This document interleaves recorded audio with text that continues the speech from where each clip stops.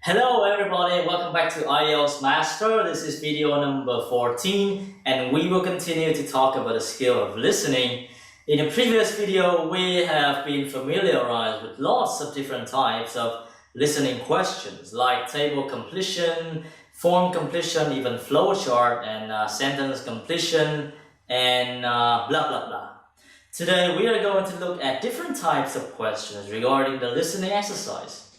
And the topic for today is going to be college life. Well, college life, what do you think about when you hear the word college life? Is it enjoyable? Is it fantastic? Or is it boring? Is it just a waste of time? Well, we'll wait until the content of the listening. Now for the skill. Today we will focus on the first type of question, which is multiple choice questions. And then the second type is summary completion. Now, these types of questions are highly difficult, so I suggest you pay very careful attention. Multiple choice question, first to go. A, B, C, D. Alright, you gotta choose from 4 given answers. A or B or C, or A, B, C or D, or A, B, C, D or E. This depends.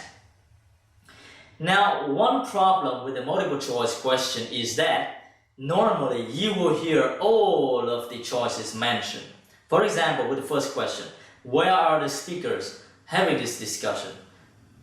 As I understand, possibly you will hear library, you will hear lecture theater, you will hear student flat, you will hear everything.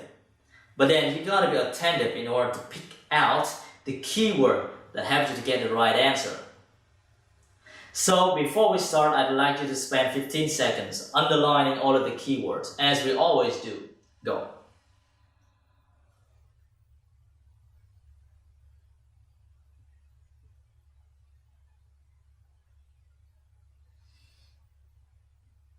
Alright, that's it. So let's take a look at some of the keywords that you might have underlined for yourself.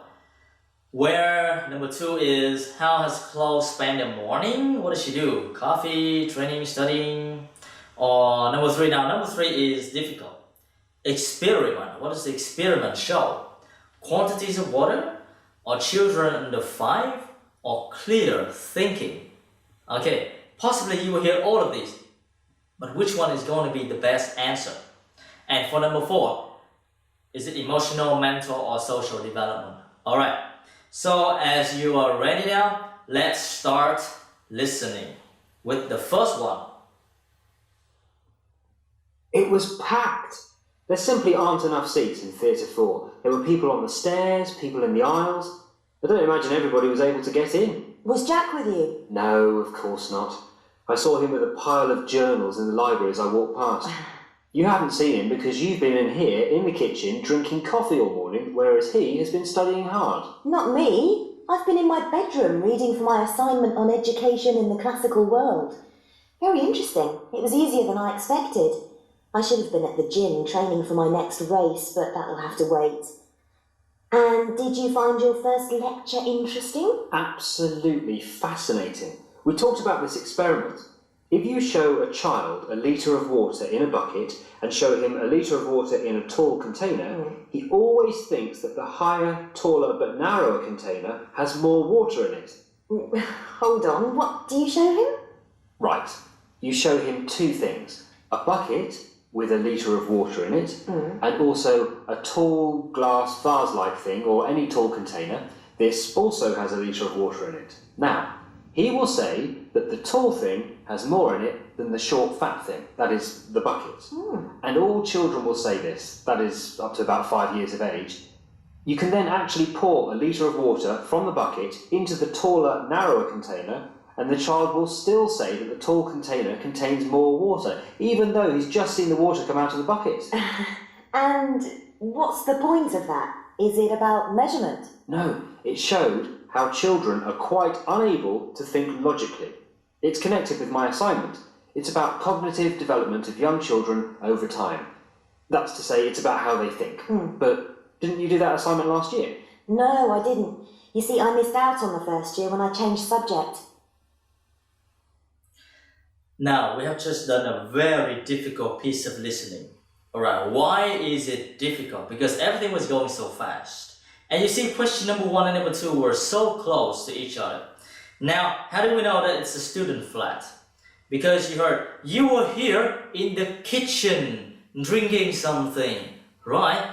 And in a library, you won't get in the kitchen, and in a theater, you cannot have a kitchen. It must be the student flat. Now, number 2, she said that she spent the time reading about her education something. You heard training, but that's what she said she should have done. That means she didn't do the training, but she should have done. Alright. Now, number 3. Number 3 is difficult. How do we know it's clear thinking is difficult? He said, children, almost all of them cannot think logically. Alright.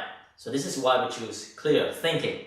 And finally, he was talking about cognitive development, and cognitive implies mental. We will say cognitive, that means mental. Okay, that's it. In order to do the multiple choice questions better, you will need to improve your vocabulary level, because the wider range of vocabulary you can have, the easier it is for you to find the synonymous terms, or terms that can be used interchangeably.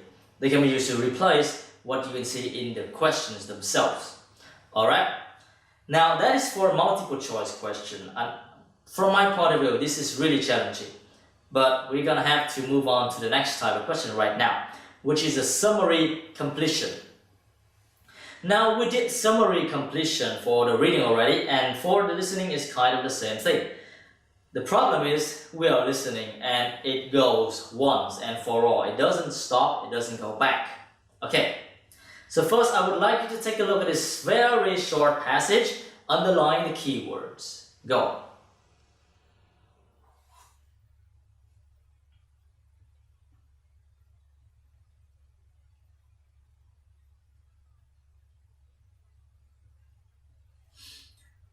Now, I think you've had the keywords for yourself. So these are some of the keywords that you might have underlined for yourself. We will stick to these in order to guide us throughout the listening. Now, if you're ready, we're going to start to listen and fill in the blanks to complete this summary. Alright? Go. I started psychology in the second year, which is where I am now. Lucky you. I'm not so sure. I've missed out on a lot of the basic stuff like that, and I'll have to catch up in my own time, so I'm relying on you. Oh yes, I remember. What did you study before you changed? I studied law. Why didn't you continue? I found some of the subjects interesting enough. In fact, the criminal area was fascinating in general, but a lot of the law is very technical. It's full of little details which can be very difficult to understand. And I've got a terrible memory too. I could never get all the rules and exceptions into my head.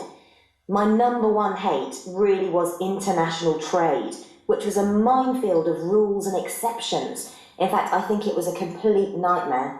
But law is such a popular subject. Lots of people would like to study it. I'm sure they would, but they often don't realise that it's very book-based.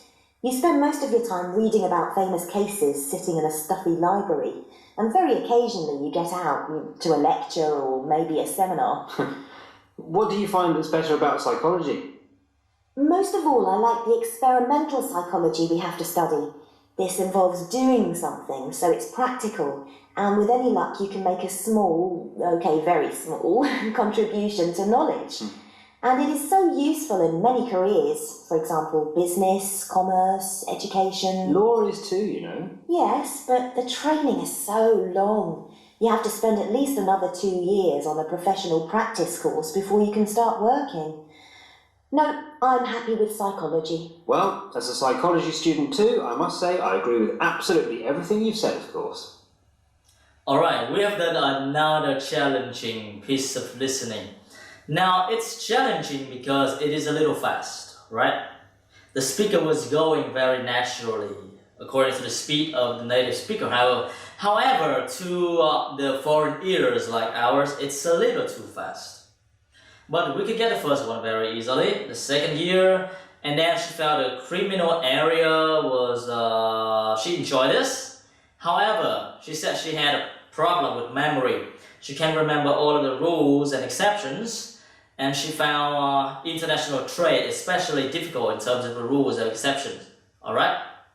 But she did not enjoy spending time reading the famous case because she preferred involves doing activities that are more practical. That's gonna be better for her course of study from her own point of view. Now, to recap, in order to do summary completion good, you need to focus on the keywords that you underline. These are going to guide you over the course of listening and will help you to get the best answer for each of the blanks. Alright? In this short video, we will discuss multiple choice questions and summary completion. It takes a lot of practice in order to master these kind of exercises. So I suggest you review this video and then you do the exercises that follow in order to enhance your ability to deal with summary completion and multiple choice questions. Thank you very much for joining me in today's video on college life with students doing different projects. I'm going to see you in the next video 15 and we will continue to discover the world of listening.